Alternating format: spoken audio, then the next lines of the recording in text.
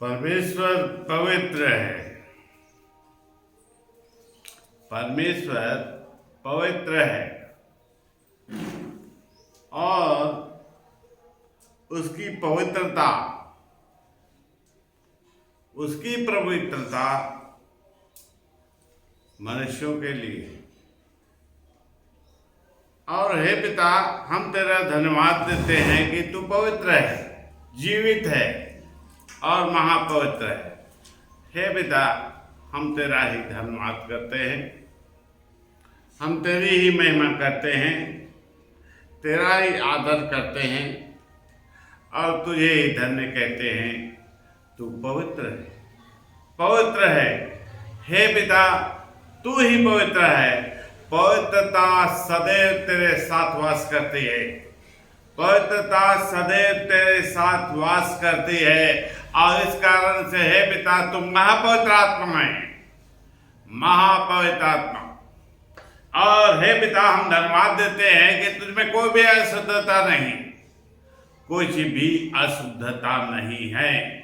हे पिता, कोई भी अंधकार नहीं है और तो जरा भी उसमें अंधकार नहीं है। इस कारण से तो तेजोमय है और भस्म करने वाली आग है। तू ही भस्म करने वाली आग है।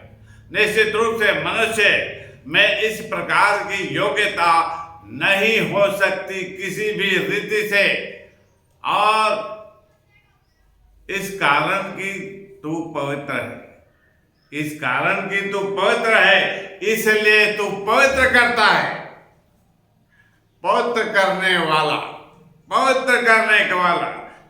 मनुष्य की मलिनता को धोने वाला, मनुष्य की मलिनता को, अशुद्धता को, चाहे किसी भी प्रकार की उसमें अशुद्धता हो, उसे तू धो देता है, उसे पवित्र कर देता है, उसे जीवित करता है। इसी कारण से तू पवित्र है। पवित्रता तेरी महिमा का कारण है, पवित्रता तेरी महिमा का कारण है और महिमा के कारण ही हे पिता वे सारे काम तू करता है जो मनुष्यों के युक्ति में नहीं, उसमें उसके चित्त में नहीं। हे पिता, तू ऐसे ऐसे काम करता है, ऐसे काम करता है जिसके कारण तू पवित्र कहलाता है और पवित्रता तुझमें सदैव वास करती है। पवित्रता तुझमें सदैव वास करती है और इसी कारण से तू चाहता है कि तू जो अपवित्र है, जो अशुद्ध है, जो जिसमें अशुद्धता है, जिसमें बुराई है, जिसमें कोई घटी है, कोई कमी है, जिसे पवित्र नहीं किया जा सकता, जिसे धोया नहीं जा सकता, जिसे शुद्ध नहीं किया जा सकता, वह तू है। हे पिता, तू ही पवित्र है, तू ही पवित्र है। और जिस वस्तु से तेरा स्पर्श हो जाता है, जिस वस्तु से तेरा स्पर्श हो जाता है, वह क्या होता है? पवित्र हो जाता है, पवित्र हो जाता है। और इस कारण से हे पिता परमेश्वर, तेरी ही महिमा करते हैं, हम तेरी ही गुणगान करते हैं, तेरी ही आराधना करते हैं, तेरी ही स्तुति के गीत गाते हैं, तेरे ही नाम का प्रचार करते हैं, तेरी ही महिमा के विषय में हम हर एक बात को कहते हैं कि तू पवित्र है। तुझ में कुछ भी अपवित्रता नहीं है, तुझ में कुछ भी अपवित्रता नहीं है। हे पिता परमेश्वर, हम तेरा धन्यवाद करते हैं, तेरे नाम की महिमा, स्तुति और धन्यवाद करते हैं कि कुछ भी अपवित्रता नहीं है, कुछ भी अपवित्रता नहीं है। मनुष्य के मन में जो कुछ भरा है, मनुष्य के मन में जो कुछ भरा हुआ है, मनुष्य के मन में जो कुछ भरा हुआ है, वह तेरे दृष्टि में अपवित्र नहीं है।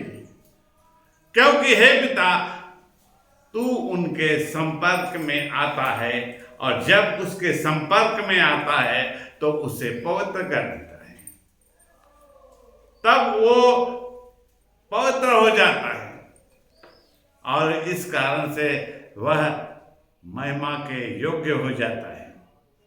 और इसी कारण से जितने भी प्राणी, जितने भी मनुष्य तेरे संपर्क में आते हैं, चाहे उसमें किसी भी प्रकार का दोष हो, किसी भी प्रकार की निर्बलता हो, वह सब कुछ उड़ जाता है। हे पिता, हम तेरा धन्यवाद करते हैं, तेरी महिमा और आदर करते हैं, तेरा आदर मान करते हुए तेरे पास आते हैं, तेरे चरणों में आते हैं, तेरे अधिकार के अधीनता में आते हैं और अपने मन को तुझे देते हैं। हम अपने मन को तुझे देते हैं। हे पिता परमेश्वर, हम अपने मन को तेरे हाथ में सौंपते हैं और प्रभु यीशु मसीह के लहू के छिड़काव लेकर तेरे अधिकार के अधीनता में आते हैं। यीशु का लहू हमें सब पापों से धोकर शुद्ध पवित्र करता है निश्चित रूप से। हे पिता परमेश्वर, तेरे नियम के अनुसार, तेरे नियम के अनुसार वे सब तेरे द्वारा शुद्ध कर दिए जाते हैं और तू ही है जो पवित्र और धर्मी है।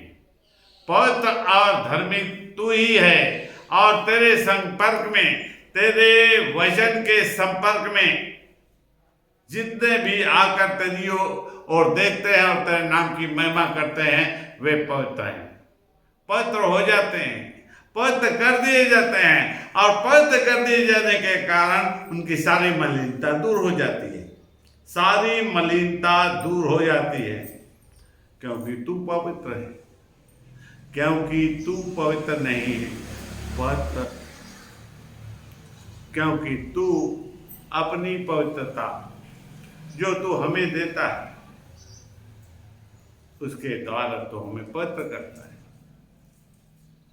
और हम धन्यवाद देते हैं, हमें यह योग्यता नहीं, हमें यह योग्यता नहीं कि हम अपने आप को पवित्र करें, इसलिए कि तू पवित्र है, हम भी पवित्र हैं।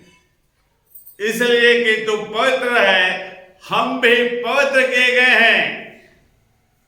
हे महापवित्र आत्मा पिता, हम तेरा स्वागत करते हैं फिर से अपने बीच में, अपने मन में।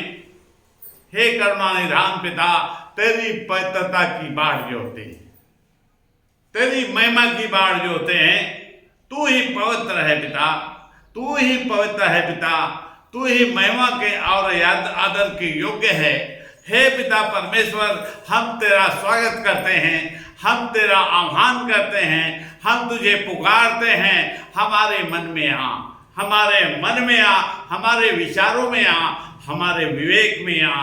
हे करुणानिधान पिता परमेश्वर, तो पवित्र जीवित परमेश्वर है, पवित्र और जीवित परमेश्वर होने के कारण ही हे पिता परमेश्वर अपने महिमा को तू हमें देता है, अपनी महिमा को हम पर प्रकट करता है, जिसके द्वारा हे पिता हम जीवन पाते हैं। और इस प्रकार से बहुत से लोग हैं जो तेरी पवित्रता की बाढ़ जोहते हैं, लेकिन मन में ये सोचते हैं कि हम अपवित्र हैं, हम अपवित्र हैं, हमें कोई योग्यता नहीं है, हमें ऐसी कोई शक्ति नहीं है। लेकिन प्रभु यीशु मसीह का नाम सबसे ऊंचा है, सबसे महान है, सर्वोच्च है प्रभु यीशु मसीह का नाम, और उसकी था कोई नहीं पा सकता, उसकी था कोई नहीं पा सकता। अपनी पवित्रता को यदि वह तुम्हें दे दे, निश्चित रूप से वह मनुष्यों को देता है अपनी पवित्रता को, जिसके कारण उनके सारे रोग दूर हो जाते हैं। पवित्रता जब उसे दिया जाता है, परमेश्वर की उस पवित्रता को दिया जाता है, तब उसके सारे रोग दूर हो जाते हैं। और ये मनुष्यों के द्वारा दिया नहीं जाता है, मनुष्यों में ऐसी कोई युक्ति नहीं है जो उसमें पवित्रता को ला सके। तेज को ला सकते, तेज को ला सके। हे पिता, हम तेरा आदर मान करते हैं और तुझे पुकारते हैं इस समय हमारे बीच में आ। और हे पिता, अपने आप को प्रकट कर, अपनी आत्मा को उंडेलने की दया कर, अपनी आत्मा को उंडेलने के लिए दया कर। हर प्रत्येक मनुष्य को जो अपने आप को अपवित्र देखता है, अशुद्ध देखता है, महिमा और आदर से रहित देखता है, निश्चित रूप से पवित्रता की उसे जरूरत है, निश्चित रूप से उसे पवित्रता की जरूरत है। और पवित्रता तेरे पास है, तेरे हाथ में, तेरे वचन में है, तेरे आत्मा में। निश्चित रूप से हे पिता परमेश्वर, हम तेरी पवित्रता की कामना करते हैं, हम तेरी पवित्रता की कामना करते हैं। हे पिता, हम पर दया कर। निश्चित रूप से हम तेरे पास आए हैं, तेरे चरणों में आए हैं, तेरे अनुग्रह के सिंहासन के पास आए हैं और तेरी करुणा का और दया को बहुतायत से मांगते हैं कि हे पिता, तेरी करुणा जब हम पर प्रकट होगी, तेरी पवित्रता हम पर हमें जब प्राप्त होगी, तब हे पिता तेरी पवित्रता हमें छू लेगा। हे जीवन के दाता, हम तुझे पुकारते हैं, अपने नाम की महिमा कर, अपने नाम को प्रकट करने की दया कर। हे करुणानिधान पिता, तू तो भस्म करने वाली आग है, तू भस्म करने वाली आग है और तेरे वचन में आग है, तेरे वचन में भस्म करने वाली आग की शक्ति है और उस शक्ति के कारण ही जो तेरे आत्मा में होकर चलती है। हे पिता, निश्चित रूप से हम धन्यवाद देते हैं, तेरी पवित्रता उन मनुष्यों को प्राप्त होती है जो अपवित्र हो चुके हैं, मन में अशुद्ध हैं।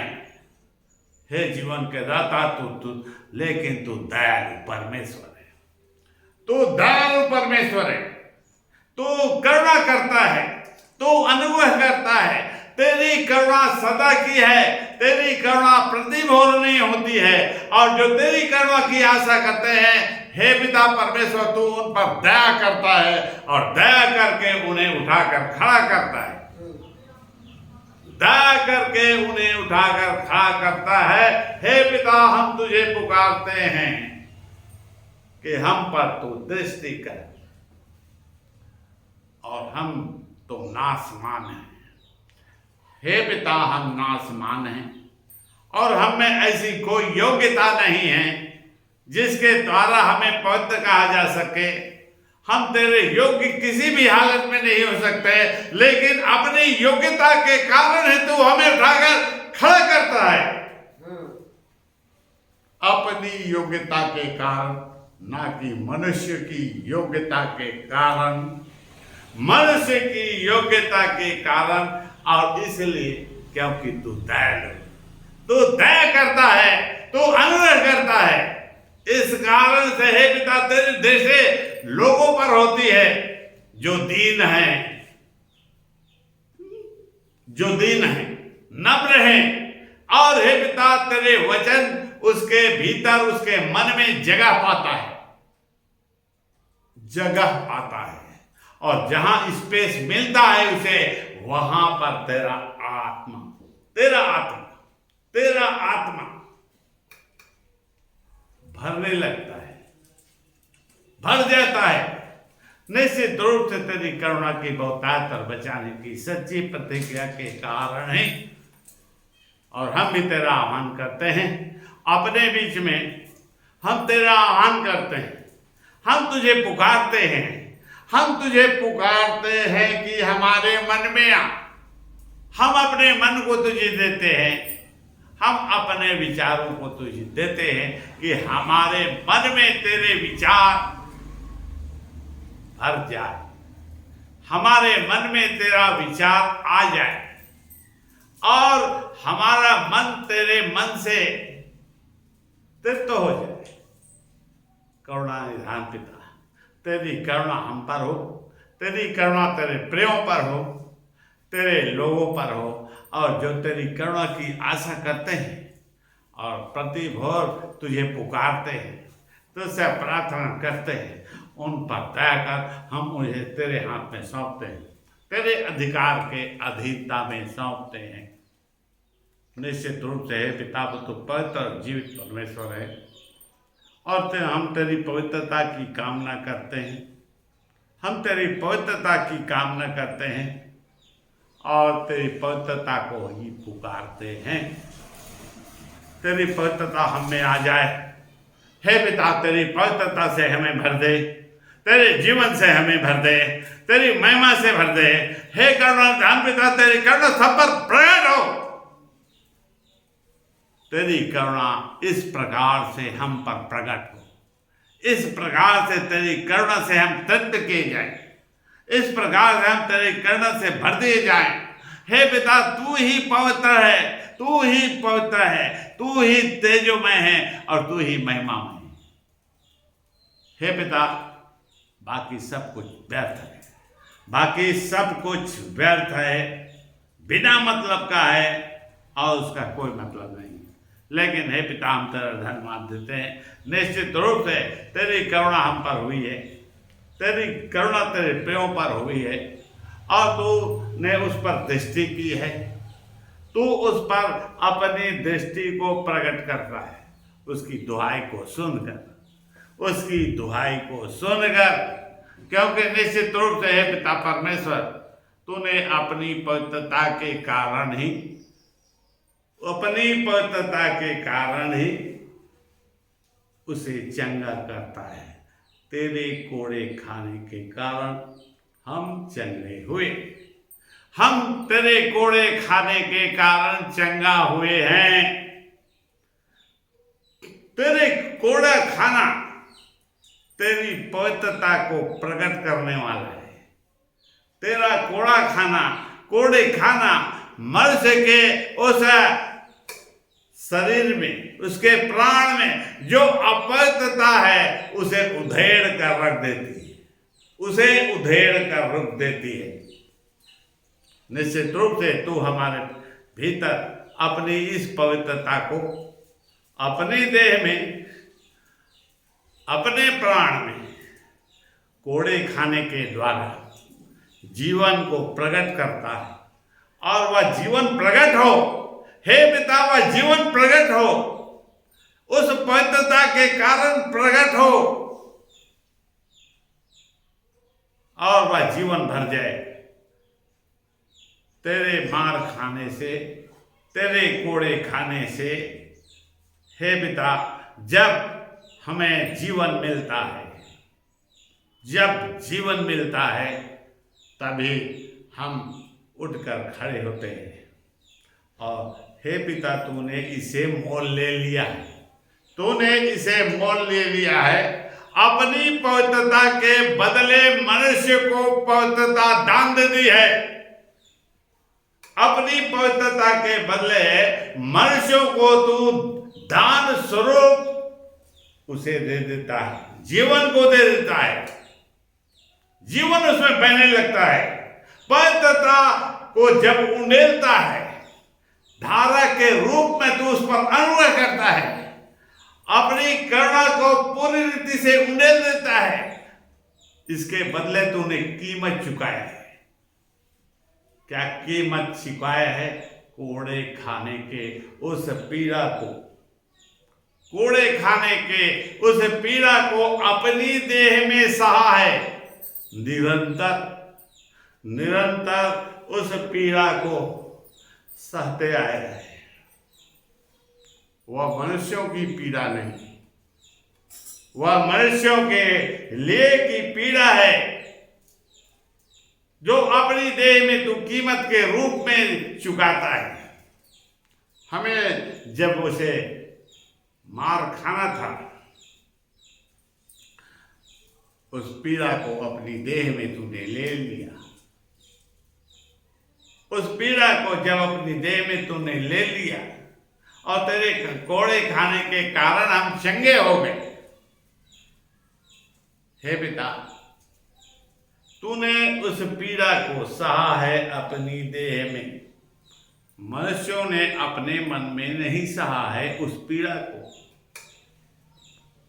मनुष्यों ने अपने मन में उस पीड़ा को नहीं सहा, लेकिन मनुष्यों के भीतर की उस पीड़ा को, उस दर्द को तू अपने भीतर ले लेता है और अपने भीतर ले लेकर उसके सारे कष्ट को स्वयं ले लेता है, आत्मसात कर लेता है, ग्रहण कर लेता है। निश्चित रूप से वे लोग जब तेरे नाम की दुहाई देते हैं, वे जब तेरे नाम की दुहाई देते हैं, तेरी पवित्रता की दुहाई देते हैं, तेरे अनुभव की दुहाई देते हैं, तेरे उस मार खाने के दर्द की दुहाई देते हैं, निश्चित रूप से वे स्वतंत्र कर दिए जाते हैं। निश्चित रूप से उसके बदले में तू उसे स्वतंत्रता दे देता है, क्योंकि तू पवित्र है। पवित्र है इसलिए हे पिता, तूने हमें पवित्र किया है, तूने हमें पवित्र किया है, तूने उसे पवित्र किया है, तूने उसे धर्मी ठहराया है, तूने उसे चंगा किया है, उसे जीवन से भर दिया है। निश्चित रूप से इस प्रकार से लोग स्वतंत्र किए जाते हैं और हम उन्हें अपने बीच में, अपने सब लोगों को तेरे हाथ में सौंपते हैं कि हे पिता, इन्हें पवित्र कर, हे पिता, इन्हें पवित्र कर, हे पवित्र आत्मा पिता, इन्हें पवित्र कर, क्योंकि वे सत्य के द्वारा पवित्र किए जाए, सत्य के द्वारा पवित्र किए जाएं। हे पिता, तू ही ऐसा करेगा, तुझ में ही उसे पवित्र करने की शक्ति है और कीमत के द्वारा तू उसे पवित्र कर, कीमत चुकाने के द्वारा उसे पवित्र करता है, इसलिए वे चंगे हो जाते हैं। परमेश्वर पिता का धन्यवाद हूँ आज के दिन के लिए। हे पिता, हम प्रार्थना करते हैं कि वे लोग जो तेरे नाम की दुआएं देते हैं और तुझे पुकारते हैं, तेरे नाम से पवित्र किए जाएं, तेरे नाम में पवित्र किए जाएं और उसकी मन और प्राण की निर्बलता चाहे जो भी हो, यदि वह तेरे नाम की दुहाई देता है, निश्चित रूप से वह स्वतंत्र किया जाएगा, वह स्वतंत्र कर दिया जाएगा।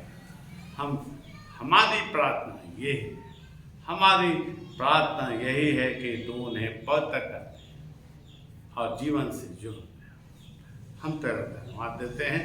हे पिता, हम तेरी महिमा करते हैं, तेरा आदर मान करते हैं और इस समय हम उस संसार के विषय में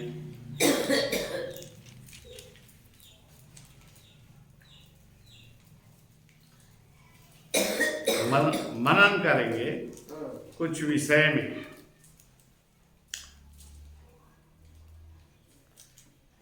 यशायाह भविष्यवक्ता की पुस्तक 19 अध्याय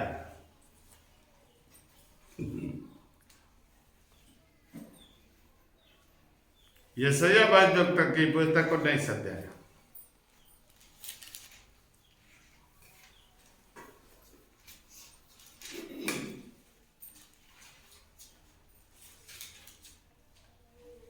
क्या लिखा है एक पद में?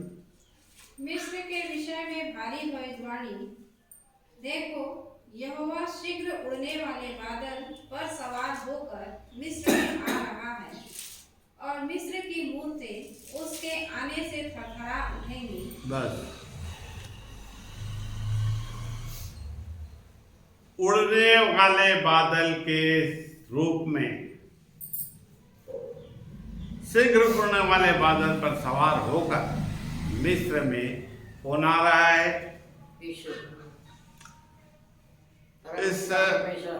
इस संसार का, इस जगत का जो प्रधान है और जगत का प्रधान कौन है? परमेश्वर है निश्चित रूप से, लेकिन उसके पहले वह ये बताता है कि मैं इस संसार में आने वाला हूं। मैं इस संसार में इस प्रकार से आने वाला हूं जैसे कि बादलों पर सवार होकर, उड़ने वाले बादल पर सवार होकर इस जगत में आने वाला हूं। और परमेश्वर पिता का धन्यवाद हो कि उसने इस संसार पर दृष्टि की। मिस्र एक संसार है, मिस्र ही संसार है, किसी और संसार की कल्पना नहीं। यह मिस्र की कल्पना है जो संसार के रूप में, यह संसार पूरा मिस्र के रूप में है।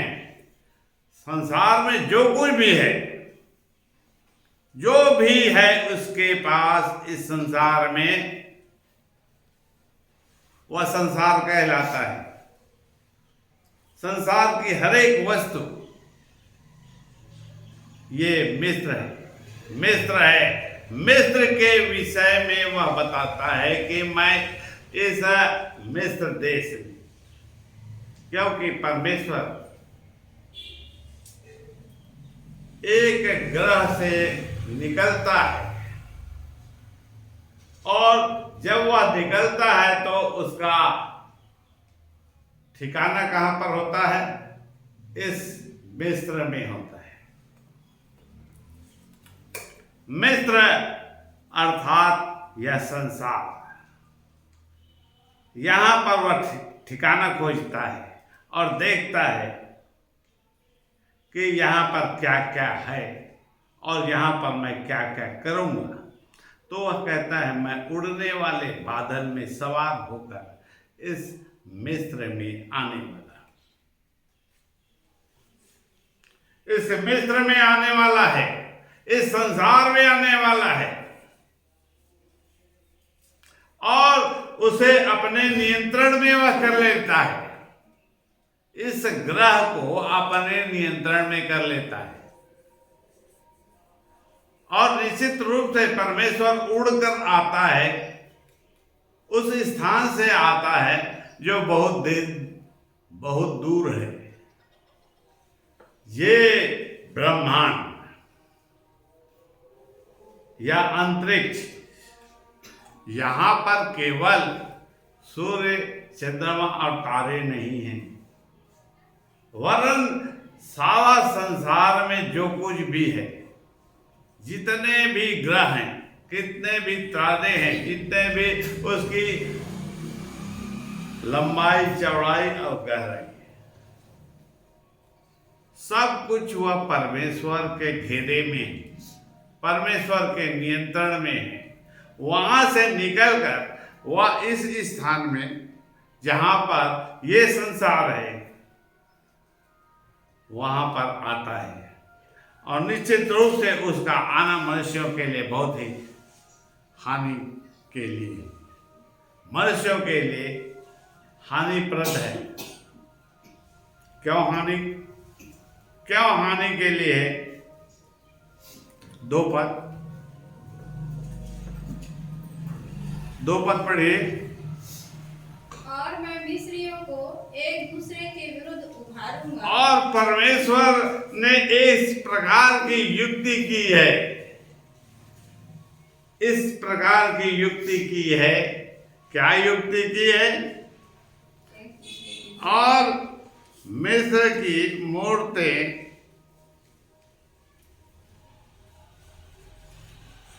उसके सामने थरथरा उठेंगी।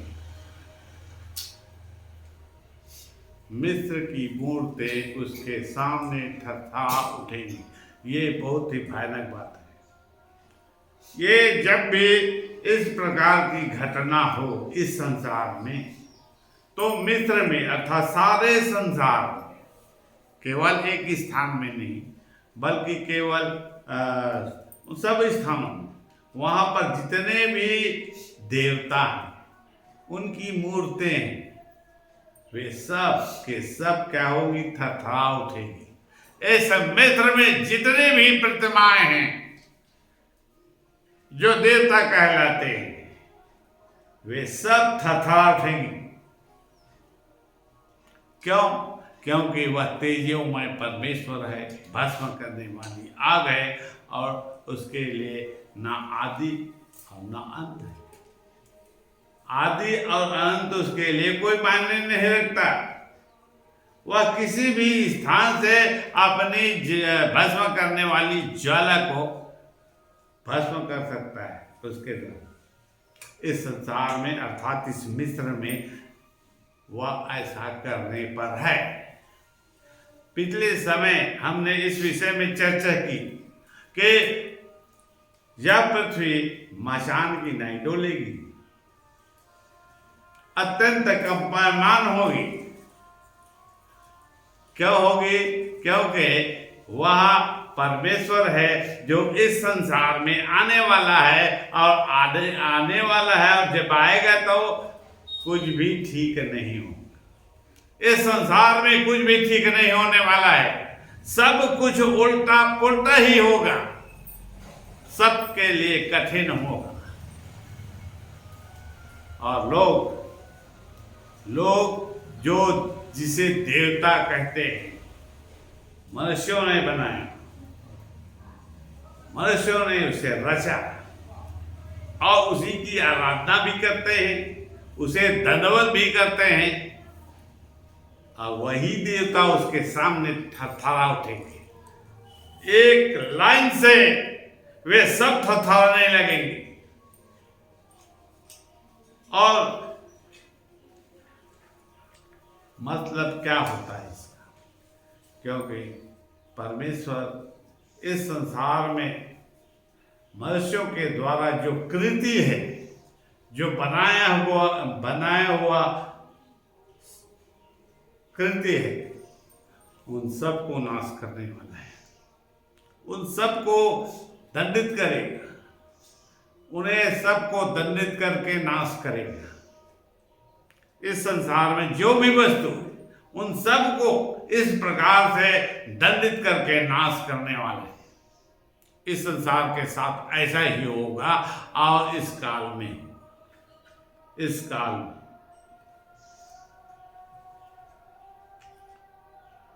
दो पद में अब आगे बढ़े। और मैं मिस्रियों को एक दूसरे के विरुद्ध उभारूंगा और वे आपस में लड़ेंगे, प्रत्येक अपने भाई से और हर एक अपने कौन पड़ोसी से पद को पढ़ रही है? हाँ, फिर से पढ़।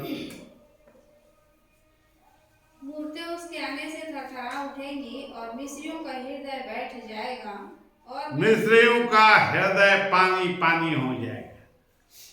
इस संसार में जितने भी मनुष्य हैं, जितने भी लोग हैं, और वे इस प्रकार से थरथरा जाएंगे और कांपने लगेंगे, और उनका जी में जी नहीं रहेंगे, और हाय हाय करने लगेंगे।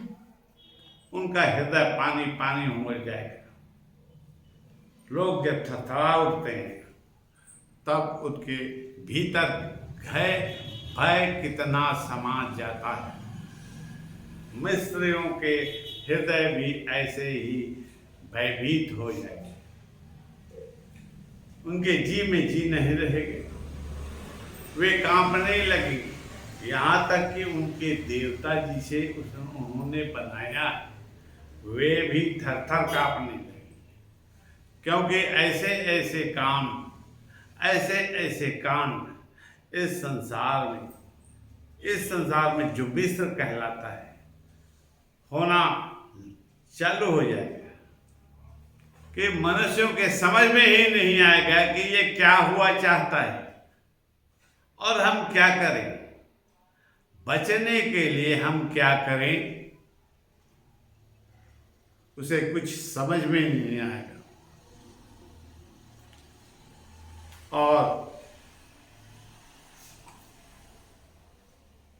आगे, और मैं मिस्रियों को एक दूसरे के विरुद्ध उभारूंगा और मिस्रियों को एक दूसरे के विरुद्ध उभारूंगा। दूसरी बात क्या है? मैं मिस्रियों को एक दूसरे के विरुद्ध उभारूंगा। इस संसार में जो मनुष्य कहलाते हैं उनके विरुद्ध परमेश्वर खड़ा हो जाएगा। परमेश्वर खड़ा हो जाएगा और परमेश्वर उनके विरुद्ध काम करने लगेगा।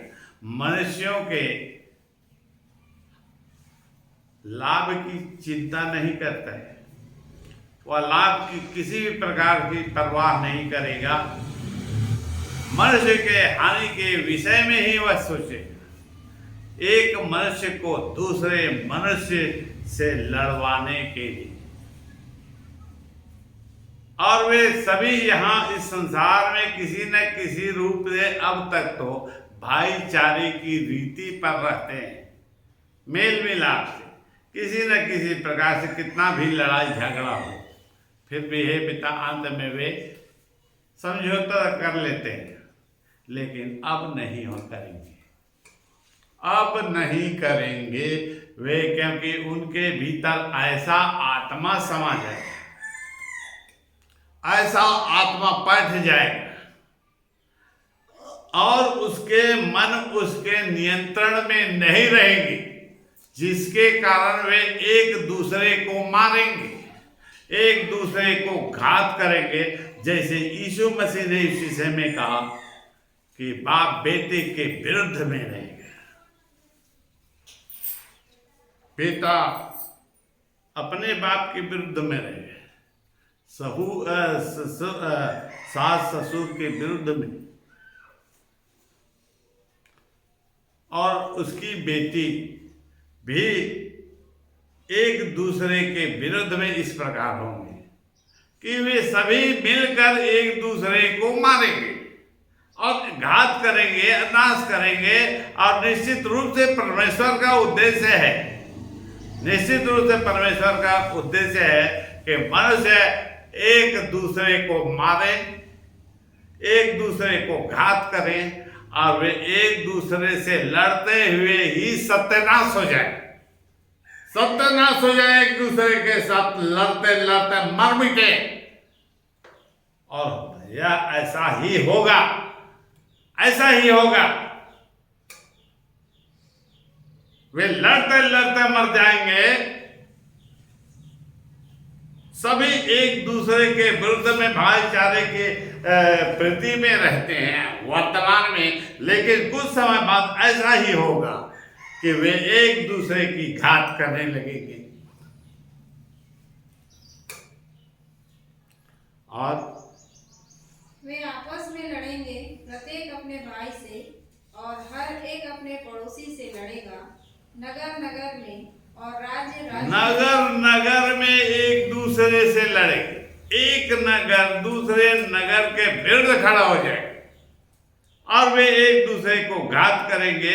यहां से गया हुआ कोटा और वहीं पर ही घात हो गया। यहां से गया तखतपुर और वहां पर लोग वहां उसे पकड़ के मारने लगे। और इसी प्रकार से बेटी और दमाद और जो कोई भी है, सब एक दूसरे के विरुद्ध में नाश करने वाली आत्मा उसमें बैठ जाएगी, नाश करने वाली आत्मा उसमें बैठ जाएगी।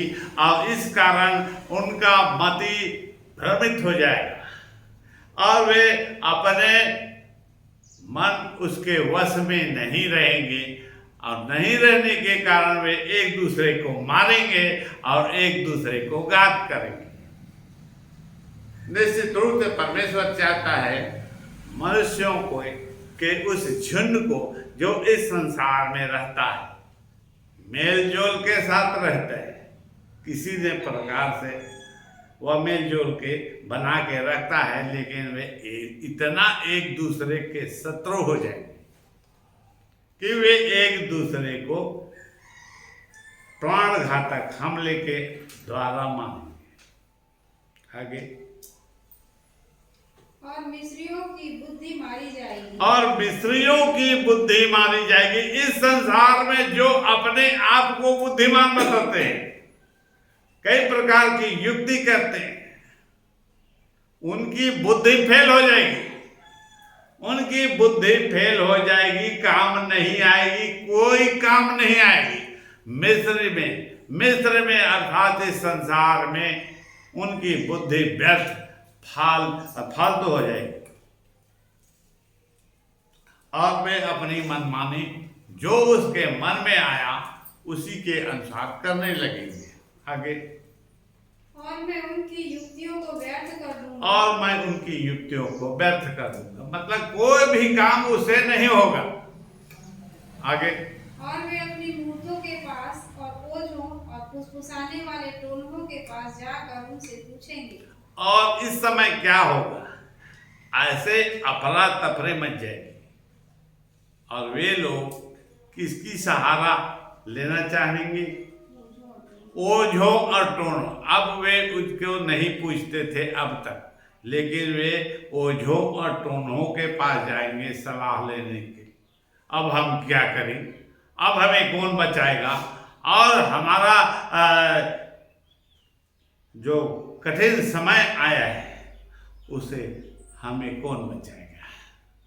वे टोनों के पास जाएंगे, यद्यपि वे कुछ भी नहीं फुसफुसाते हैं और कुछ भी बोलते हैं, अपने मन में बड़बड़ाते हैं।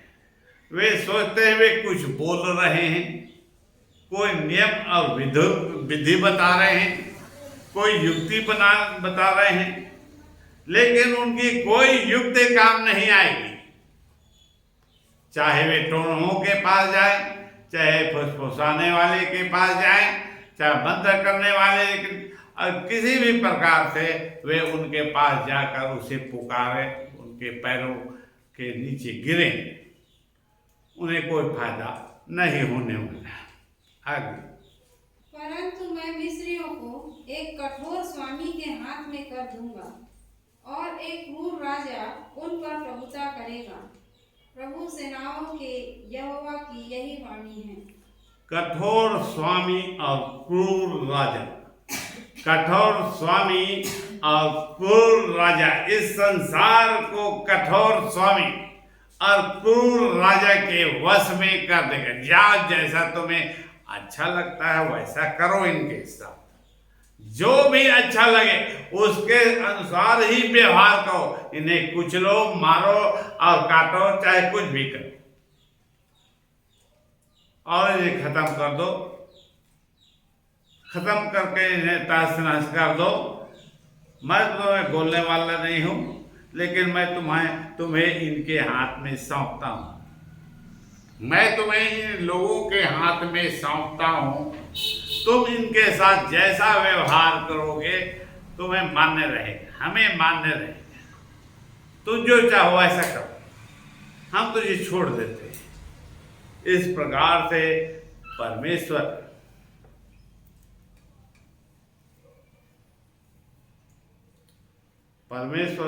इन लोगों को जो इस संसार में हैं और अपने मन के अनुसार करते हैं उसे दंडित करेगा कठोर स्वामियों के हाथ में। जैसे लोग अपने राजा को देखते हैं कि अब कुछ ना कुछ दया करेगा, कुछ ना कुछ उपाय करेगा, कुछ ना कुछ युक्ति करेगा, कुछ ना कुछ राहत देगा, कुछ ना कुछ राहत देगा, उसकी सिर लेंगे या किसी भी प्रकार से छोड़ देगा। वह इसी की आशा करता है, वेतन बढ़ाने के विषय में सोचता है कि वह 100 रुपये बढ़ाएगा, वह 95 रुपये घटा देता है। वह क्या करता है, क्रूर राजा है, वह उनके पास उसकी तनख्वाह से 95 रुपये काट देता है। अब तुम क्या करोगे? क्रूर राजा तुम्हारे पास आ गया है, परमेश्वर ने उसे अनुमति दी है, शासन करने का अधिकार दिया है, सब कुछ उसके अधीन कर दिया है। कुछ भी ऐसा नहीं है जो उसके अधीन ना हो, सब कुछ उसके अधीन कर दिया, क्रूर राजा के अधीन कर दिया। और इस संसार में क्रूरता की शुरुआत लोग अपने जीवन में वर्तमान समय में उसे देख सकते हैं कि उनका जीवन कैसे कठिन कर दिया है वर्तमान सरकार ने, और उसमें वे तड़पते हैं और दुहाई भी देते हैं, पुकारते भी हैं, प्रार्थना भी करते हैं। जो कुछ वे करते हैं वह निवेदन ही करते हैं कि वह उसे बचा ले, लेकिन उसके जीवन में नई शुरुआत नहीं होती और नहीं होने वाली। उनका जीवन बुरा ही होता जाएगा, निरंतर बुरा ही होता जाएगा, और इस स्थिति में वह पहुंच जाएगा जबकि इस संसार के साथ वह भी अपने प्राणों की खोज करने लगेगा। प्राण को बचाने के लिए वह चिंता करने लगेगा कि हम कैसे बचे, कैसे हमारे प्राण बचे। यदि हम आज ही कहाँ खत्म हो जाते हैं या कल खत्म हो जाते हैं, हमें कौन बचाएगा। ये भयानक स्थिति इस संसार में इस संसार के प्रधान ने लेकर आया। इस संसार का प्रधान यहोवा, उसका नाम सेनाओं का यहोवा है, और निश्चित रूप से ऐसी कठिन परिस्थितियों में वह डाल देगा। और इसका कारण क्यों? इसका कारण क्या है? शुरुआत से लेकर अब तक परमेश्वर के विरुद्ध में इन्होंने क्या किया? विश्वासघात किया है। ये परमेश्वर की सृष्टि है जिन्होंने परमेश्वर के भलाई के बदले में बुरा ही किया है, बुरा ही किया है। और अब वे बुराई को देखेंगे अपने जीवन में। वे सारे बुरे कामों को जो उन पर होगा वह उसे देखेंगे। और क्या होगा? 5 पद, समुद्र का जल सूख जाएगा, समुद्र का जल सूख जाएगा और खाली हो जाएगा, और महानदी सूख कर खाली हो जाएगी, और महानदी सूख कर खाली हो जाएगी। महानदी, जितनी भी बड़ी बड़ी नदियां हैं इस संसार में, जितनी भी बड़ी नदियां हैं जो महानदी कहलाती है, वे सब सूख जाएंगी और एक ही झटके में सूखेंगे। उनके पास कारण है, उसके नदियों के सूखने का कारण है कि कैसे, किस प्रकार से इतनी बड़ी बड़ी और भयंकर नदियां सूख गई, धूल में मिल गई। और आगे, और नाले बसाने लगेंगे, और मिस्र की नहरें भी सूख जाएंगी, और नरकट और बुगले कुमला जाएंगे। नील नदी का तट उजड़ जाएगा, और उसके कछार की घास और जो कुछ नील नदी के पास बोया जाएगा वह सूख कर नष्ट हो जाएगा, और उसका पता तक न लगेगा। नील नदी का पता भी नहीं चलेगा। ऐसी स्थिति, ऐसी बड़ी बड़ी घटनाएं होंगी।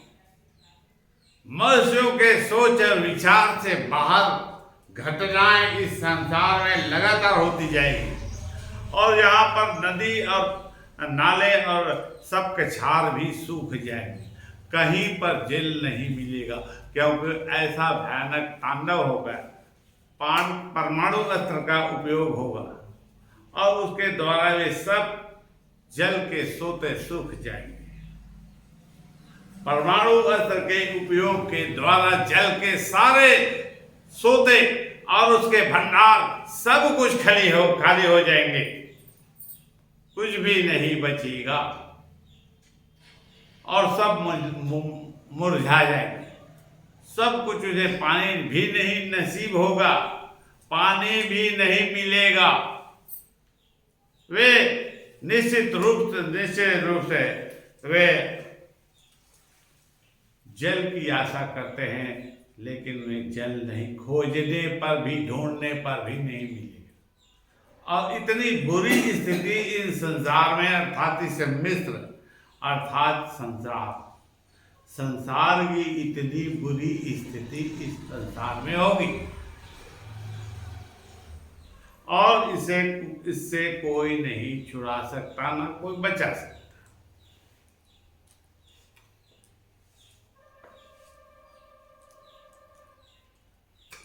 और यहाँ पर क्या लिखेगा, 4 पद में क्या लिखा है? सब मछुए जितने नील नदी में बंसी डालते हैं, सब मछुए जो नील नदी में बंसी डालते हैं, अर्थात मछली पकड़ने वाला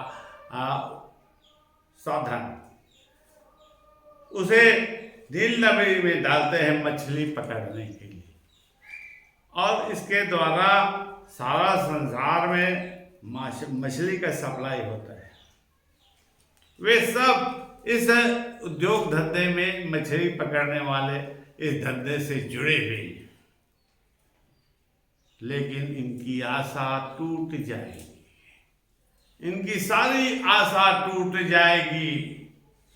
वे अब मछली पकड़ने के लिए अपनी बंसी को नदी पर नहीं डाल सकते, क्योंकि वहां पर सब कुछ सूख गया है, सब कुछ सूख गया है। वे क्या करेंगे यदि उनका सब कुछ सूख गया है? उनके रोजी रोटी का सारा साधन चौपट हो गया। पूरे नील नदी में, पूरे मिस्र में तबाही मच गई, सब जगह सूखा ही सूखा है, कहीं पर पानी नहीं, सब कुछ जल गया, सब कुछ राख हो गया, और कुछ भी नहीं बचा।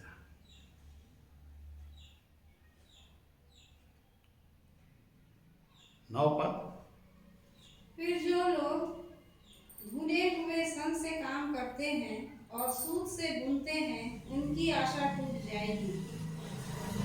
इस प्रकार से जितना भी काम उनमें बच गया है, लोग कहते हैं कि अब ये नहीं तो वो, ये नहीं तो वो कर लेते हैं, लेकिन सबकी आशा एक साथ, एक के बाद एक टूट जाएगी। लोगों के पास कोई साधन नहीं रहेगा, कोई साधन नहीं रहेगा, जीवन जीने का कोई उपाय नहीं रह पाएगा। वे सभी आशा करेंगे, मरने की आशा करेंगे, अपने प्राण को देने की आशा करेंगे। इस प्रकार से सारा संसार विनाश के कगार में पड़ जाएगा। ये सब इसी संसार में, इसी युग में ही होगा।